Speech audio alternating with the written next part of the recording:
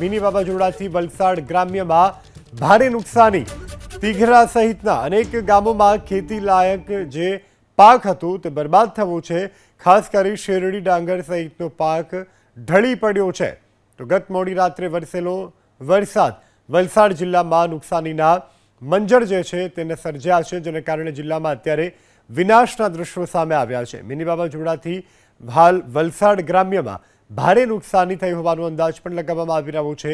તિઘરા સહિતના અનેક ગામમાં ખેતી પાક બરબાદ થઈ રહ્યો છે।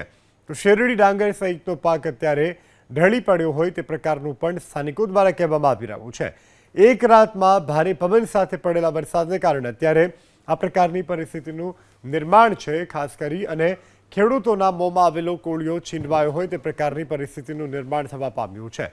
મોડી રાત્રે વરસેલો આ વરસાદ કે જે ખેડૂતો માટે આફત સમાન સાબિત થયું છે, કારણ કે એકાએક વાતાવરણમાં પલટો આવ્યો, પવન ફૂંકાયો અને જોરદાર વરસાદનું આગમન થયું।